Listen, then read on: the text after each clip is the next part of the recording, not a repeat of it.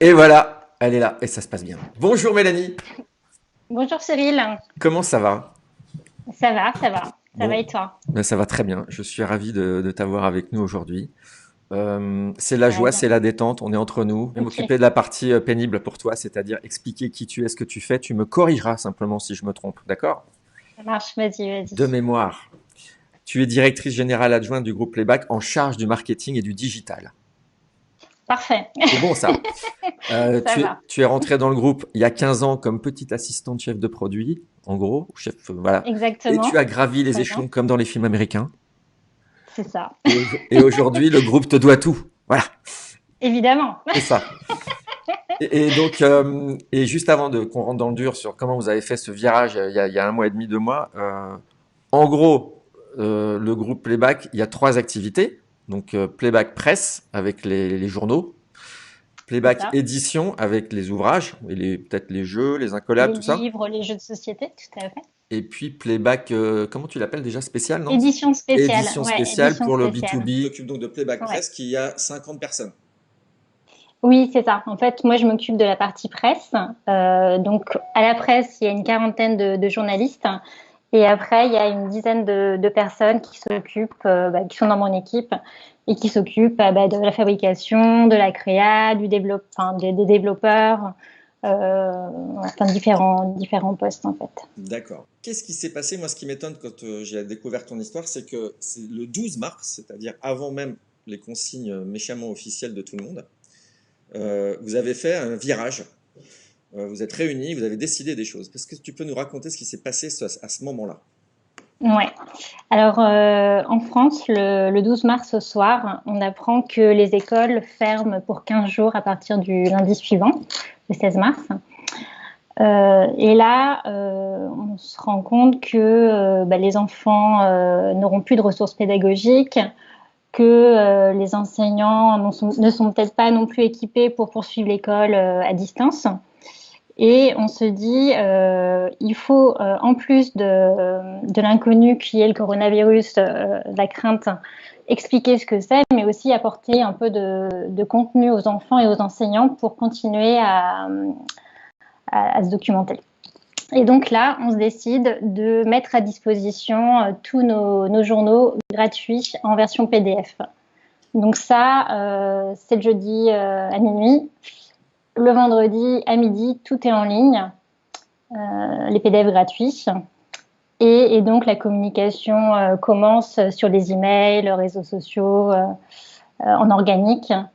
Et donc, on a beaucoup de visiteurs qui arrivent. D'accord. Et en 2 jours, on a 10 000 comptes qui sont créés pour accéder à nos PDF gratuits. Et aujourd'hui, on est à plus de 77 000.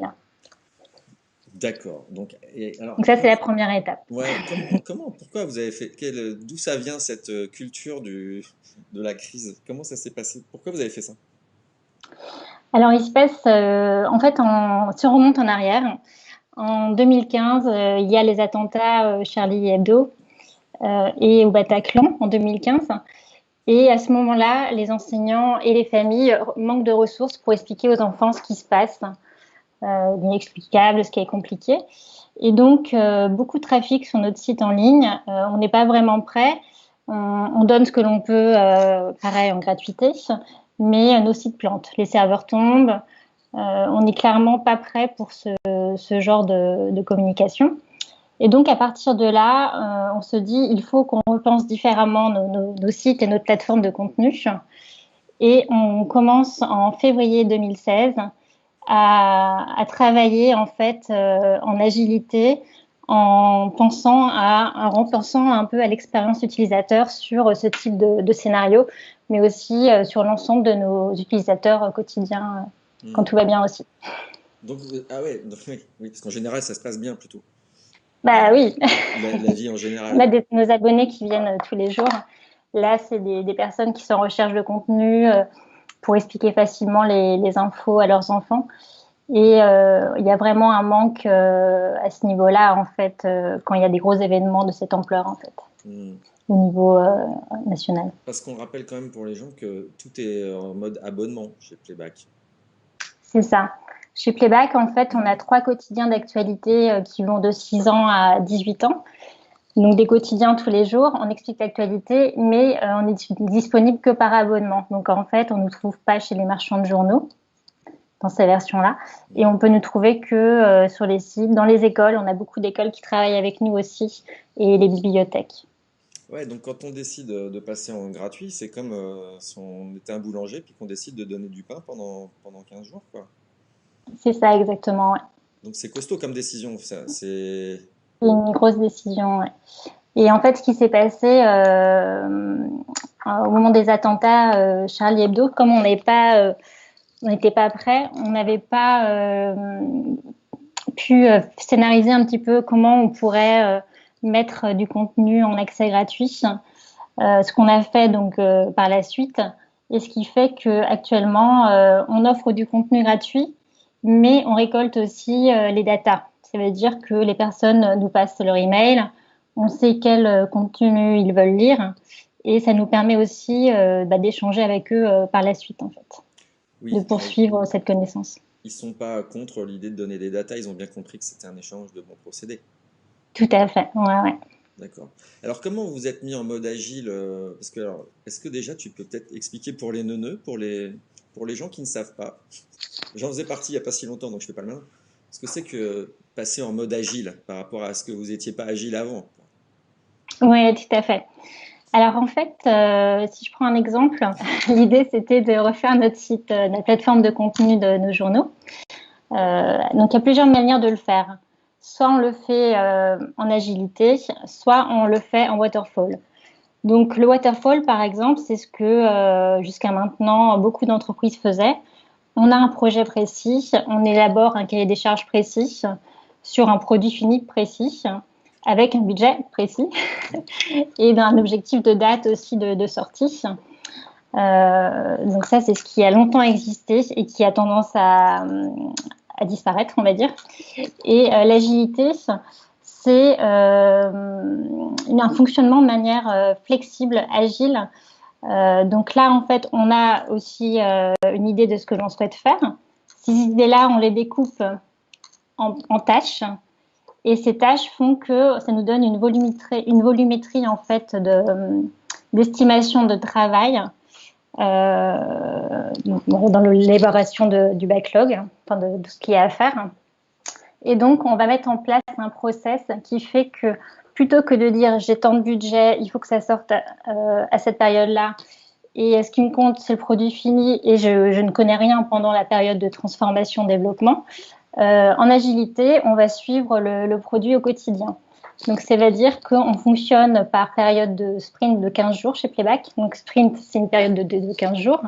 Et pendant ces 15 jours, on va commencer le sprint en choisissant la priorité des tâches à faire pendant le sprint. Tous les jours, on va avoir des calls pour nous dire, pour voir s'il y a des bloqueurs, si on a réussi à faire les tâches.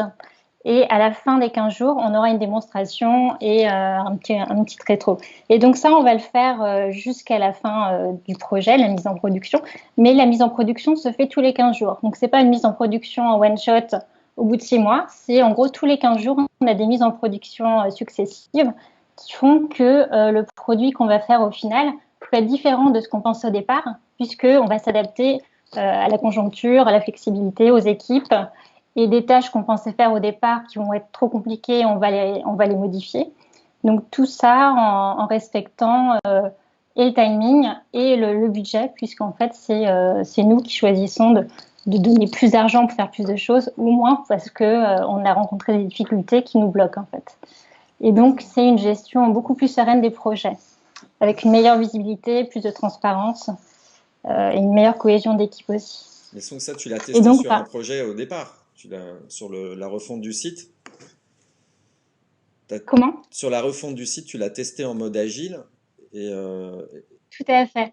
Et en fait, à cette période-là, chez Playback, dans une autre entité, il y avait justement un projet de refonte aussi, mais plus vitrine, qui était fait en waterfall. Et nous, on était en agilité pour une plateforme plutôt compliquée avec création de comptes identifiants, enfin, beaucoup plus complexe. Et donc, notre projet en 6 mois a vu le jour. alors que le projet initial, enfin, de l'autre entité a mis 1 an de plus que prévu en fait par rapport au deadline et beaucoup plus simple à monter. Donc c'est là aussi qu'on a vu le bienfait de l'agilité. Et donc, ouais, ça a été une démo. Donc, après, maintenant, aujourd'hui, vous êtes en full agilité? On essaye, ouais, ouais. On essaye. En fait, donc on a commencé l'agilité avec une équipe interne et externe, donc 2 développeurs en interne, Mhm. entre 1 et 3 à l'externe, en Roumanie. Une équipe UX UI qui est aux États-Unis en Amérique, un product owner qui est en France et Scrum Master, testeur en Roumanie. Donc ça, c'était en février 2017. L'automne 2017, on a intégré l'analytics, donc les data. Mhm. Donc là, la personne venait du Canada. Donc ça faisait vraiment une équipe sur plusieurs fuseaux horaires, avec des langues aussi, l'anglais et le français, différents types de langues. Et en janvier 2018, on a intégré un peu plus la globalité de Playback. Ça veut dire que maintenant, on fait du gross. Donc c'est une autre, on en parlera sûrement plus tard. Mais on a intégré la rédaction, enfin ceux qui souhaitent participer chez Playback, la rédaction, l'ouverture à toute l'équipe marketing pour travailler aussi avec nous dans l'agilité. Donc Alors, on a commencé avant, par, ça a été ouais. progressif en fait. Alors, d'abord, est-ce que tu avais déjà, toi, avant, travaillé avec des équipes dispersées dans le monde entier ou tu étais plutôt en mode venez me voir, Ah l'agence non, pas venez te du voir? tout. Non, non, là c'était la première fois. Et alors? C'était la première fois. Hmm. Euh, et donc, Ça se passe c'est bien? vrai que c'était un risque au départ. Ouais. Nouvelle méthode de travail, nouvelles équipes. Donc, on était quand même 3 équipes différentes et sur des continents différents, fuseaux horaires différents. Donc, beaucoup de choses. Mais au final, ça s'est avéré payant puisque en fait, on fonctionne vraiment très très bien ensemble et à distance. Et vous fonctionnez ensemble ou en décalé? C'est-à-dire vous faites des grandes réunions globales ou c'est par petits duos, par Ensemble. binôme? Alors en fait, on appelle les stand-up. Donc c'est des daily calls tous les jours dans chaque période de sprint.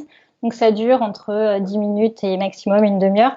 L'idée, c'est que chacun explique où il en est, son avancée, ses bloqueurs. Donc ça, c'est surtout l'équipe de Roumanie et de France. Et une fois par semaine, on se fait le stand-up l'après-midi pour avoir aussi l'UI, l'UX dans les calls. Mhm. Et après, nos réunions, en fait, on les fait plutôt l'après-midi que le matin, quand on fait des réunions tous ensemble. C'est-à-dire que les plannings et les rétros et démos se font l'après-midi, en fait, à partir de 15 heures, tous les 15 jours. Bien. Écoute, ça donne envie de travailler comme ça. Bon, moi je suis Ouais, indépendant, ouais, donc je c'est parle tout seul. vraiment Ouais. très bonne méthode de travail. Et alors tout à l'heure tu évoquais Et en le fait, growth, le growth. Comment est-ce que tu as développé ton c'est ça. growth? Donc en fait, ce qui s'est passé, c'est que donc on a lancé la plateforme de contenu avec nos 12 sites de contenu. Mhm. On a ajouté l'analytics. Et là, en fait, on a commencé le gros en se disant, il faudrait qu'on améliore notre boutique en ligne de e-commerce, puisque nous, c'est vraiment le plus important, puisqu'on n'est pas en boutique physique. Et donc là, en fait, on a mis en place une équipe de travail grosse qui avait l'objectif de faire croître le nombre d'abonnements Playback. Donc ça, c'est la North Star de notre équipe de grosse, faire Alors il faut que croître le tu nombre t'arrêtes tout de suite, d'abonnements. parce que là pour toi ça paraît évident, la North Star. Alors Ouais, moi je traduis bêtement l'étoile polaire, mais je crois que aux États-Unis quand on parle de la North Star c'est un peu ton but, quoi, c'est ta direction, quoi. c'est ça, c'est l'objectif principal. Donc en Et donc, agile, on a une North Star, c'est ça? C'est un objectif commun? C'est quoi? alors, l'objectif, c'est pour nous, c'est faire croître le nombre d'abonnés. Mais celui-ci, en fait, c'est pas un objectif comme ça, choisi au hasard. C'est un objectif que l'on va argumenter en fonction d'une équation. C'est-à-dire que on va regarder différentes datas, donc données statistiques, pour voir comment on arrive à augmenter le nombre de nos abonnés, notre North Star. Et donc c'est assez. Ce que j'aime bien, c'est que c'est de la data, donc c'est chiffré.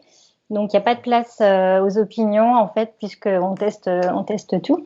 Et donc là, l'idée, c'est que chacun donne une idée de North Star, enfin de grosse, sur la North Star qui est augmenter le nombre d'abonnements, que ce soit digital ou autre, et de décrire son idée. Parce qu'à partir du moment où on a une idée, tout le monde a des idées, mais le problème, c'est qu'il faut aller jusqu'au bout de l'idée. Pourquoi cette idée? Pour qui? Ça concerne qui? Quand est-ce qu'il faut le faire? À quel endroit? Comment? Enfin, plein de questions. Donc déjà, en décrivant toutes ces idées, on voit déjà si l'idée est déjà vraiment bonne ou pas pour la faire. Et ensuite, l'idée, c'est de la mesurer à partir d'indicateurs statistiques. Comment on va savoir que notre idée est bonne? Et donc là, on va mettre des stats en place, en fait. Et donc, chacun peut avoir des idées. Donc, il n'y a pas que moi, la responsable, qui ait des idées, tout le monde. Et donc, on va mettre des indicateurs en fonction du temps de développement, du temps de travail, la propension à donner du chiffre d'affaires en plus. Et donc, on va avoir une note qui va nous dire est-ce que cette idée est bonne ou pas. Et là, c'est ce qu'on a fait tout en 2018 sur plein d'idées. Et ce qui nous a permis de lancer en décembre 2019 notre boutique en ligne. Parce qu'on avait une boutique qui avait besoin d'être lancée. Et donc, on a testé plein d'idées de grosses sur la boutique en ligne pour la lancer en fin d'année. Et alors, tout le monde participe? Parce que ça a l'air tellement magique, tout ça, on dirait que tout se passe bien. Est-ce que tout le monde participe et donne des idées dans la boîte ou pas? Alors, tout le monde peut participer. C'est un fichier Google Sheet ouvert à tous, donc tout le monde a ses idées. Dans les faits, c'est souvent les mêmes qui participent, malheureusement. Mais on a vraiment différents types de profils. Ça peut être vraiment des personnes techniques, des personnes de la rédaction. Il y a des prestataires aussi. Il n'y a pas que des personnes internes. Donc, c'est ce qui apporte aussi la diversité des idées. Mais donc, quand est arrivée l'histoire du confinement, vous étiez dans un processus normal de sprint et tout ça, et puis tout d'un coup, il a fallu arrêter le sprint. C'est normal ça? On fait ça en agile, on arrête un sprint pour en faire un autre? Alors non, c'est pas tout à fait. En fait, le sprint, comment ça marche? Donc ça marche par période de 15 jours et par priorisation, comme je disais tout à l'heure, en tout cas chez Playback. Donc là, comme on a nos petits stand-up tous les jours, bah là, l'objectif du jour, c'était il y a des priorités qui sont autres que celles qu'on a mis dans les tâches du sprint en cours. Donc, on les fait à la place des autres. Et donc, c'est justement la manière agile de s'adapter. Donc ça, c'est ce qu'on a fait le vendredi. Une semaine après, on a lancé par rapport au ministère de l'Éducation qui recherchait du contenu, des ressources pédagogiques pour les enfants et les enseignants. On a lancé des podcasts des incollables. Donc pareil sur nos sites en ligne qu'on a intégrés dans nos sprints. Et une semaine après les podcasts, on a lancé les leçons de dessin en ligne aussi, qui sont des leçons de dessin en vidéo. Donc tout ça, ça a permis en 15 jours d'apporter beaucoup plus de contenu que ce qu'on avait déjà sur la plateforme et en gratuit, moyennant en création de compte. D'accord. Tu as des idées de la transformation entre les comptes gratuits et puis des gens qui vont s'abonner derrière? Alors c'est assez difficile. Là, on a fait quelques enquêtes pour voir justement si, parce que à partir du moment où c'est gratuit, les gens en général s'inscrivent. Donc là, l'idée c'était, bon, ils ont créé leur compte, mais est-ce qu'ils reviennent après avoir créé leur compte? Et là, en fait, on a 85% de ceux qui ont créé leur compte qui reviennent, soit tous les jours, soit plusieurs fois par semaine. Donc c'est vraiment une belle proportion. Et dans ceux-là, en fait, dans ceux qui nous ont répondu, on a 70% qui sont prêts à s'abonner à la fin de la période de confinement. Bon, après on verra. Hein. Ouais.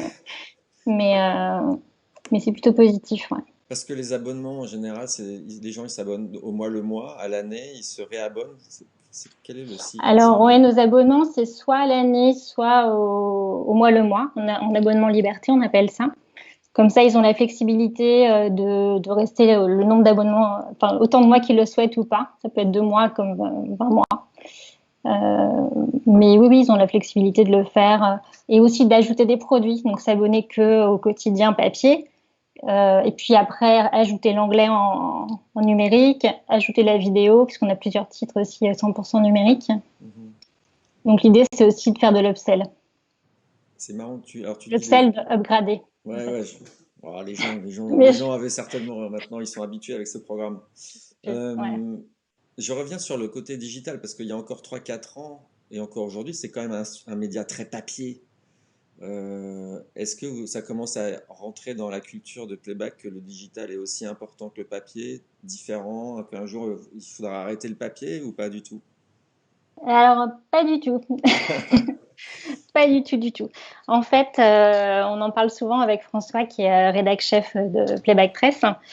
Et si jamais Playback devait aujourd'hui créer son entreprise et lancer des journaux pour papier, enfin journaux enfants, pardon, Mhm. ce serait peut-être la question se poserait, on fait tout en numérique.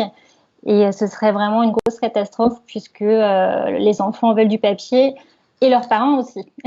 Ah oui, Donc on a quand même 95% de nos abonnés qui sont en papier. Donc le support papier, non, n'est pas mort, ça c'est sûr. Par contre, c'est vrai que le digital est une aide en plus au papier et apporte du contenu supplémentaire. Donc mhm. sur les exposés, quand on fait des exposés en classe, par exemple, il y a des fiches infographiques. Sur l'audio, c'est bien aussi pour entendre la prononciation anglaise, espagnole, puisqu'on a des hebdos en langue étrangère ou allemand. Et puis sur des titres vidéo, on a aussi des vidéos en anglais, sous-titres en anglais. Donc c'est voilà, c'est pour se familiariser à la langue. Quand on est dans les transports en commun, en voiture, ça leur fait aussi un support pour lire le journal s'ils ne l'ont pas ou autre. Donc le digital, on en a besoin, mais on sait que ça ne deviendra pas notre North Star, on va dire. Enfin, D'accord. vraiment l'objectif premier de. Ouais, On garde le papier. c'est complémentaire aujourd'hui. Ouais. Et là, heureusement qu'on avait le digital, puisque le digital nous a permis de donner accès à beaucoup de foyers en France et aussi dans le monde, parce qu'il n'y a pas que les Français qui se connectent à nos ressources. Hmm. Et ça, c'était vraiment bien. Là, c'est toujours gratuit ou vous êtes reparti en mode payant? Non, alors comme justement la période de déconfinement est un peu complexe, il y a certaines écoles, enfin la plupart n'ont pas repris de manière entière. Donc là, l'objectif, c'est de laisser l'accès gratuit jusqu'à la fin d'année scolaire, jusqu'au 4 juillet.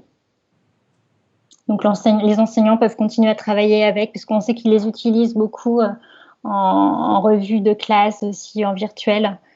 Et on a aussi des ateliers virtuels de petits journalistes. Donc là, c'est pareil, pour nos abonnés, on va ouvrir la plateforme gratuitement jusqu'à la fin d'année scolaire. Super. Et alors, quelle est la part du budget digital maintenant pour l'activité Playback Press? Parce que Eh bien, quand tu es écoute, arrivé, elle était à combien? À en 0, 5 ans, enfin, on était à 5% il y a 5 ans. ouais. Et aujourd'hui, ça représente 20% du budget, de Ah mon oui, budget, 20 à 25%. d'accord. Ouais. Donc, c'est vraiment une place prépondérante. Et même dans le recrutement des abonnés, on est passé, pareil, en 5 ans, de 30% de recrutement via le web versus quasiment 70%. Ok. Écoute, je crois qu'il y a Christelle qui a une question. Je vais essayer de la faire entrer, mais aujourd'hui, rien n'est moins sûr. Voilà, bon, les noms sont intervertis, hein. Chacun, retrouvez le nom. Le C'est ça, piège. au jeu. On y a déjà joué avec Aurélia la semaine dernière. Ouais, mais j'aime bien ce Ok, jeu. C'est pour voir si les gens regardent. on a une question dans les commentaires sur Facebook. Comment est-ce que vous prioritisez tous les items que vous avez dans votre backlog, Mélanie? Comment est-ce que vous décidez quelles sont les tâches sur lesquelles on va se concentrer le sprint prochain? Alors, en fait, ça dépend de beaucoup de choses. Donc, la conjoncture, comme là avec le Covid, la priorisation était assez simple puisqu'il fallait donner accès rapidement aux ressources pédagogiques. De manière générale, on a des tâches qui sont indispensables. Enfin, l'objectif, c'est toujours la North Star, donc faire croître le nombre d'abonnements.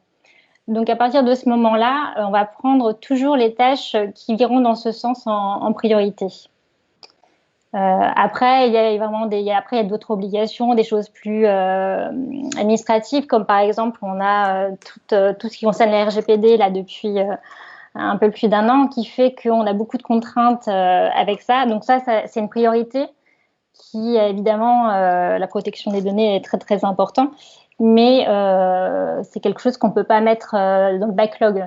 Donc on est obligé de le traiter, même si ce n'est pas dans notre objectif principal qui est de faire croître le nombre de nos abonnés.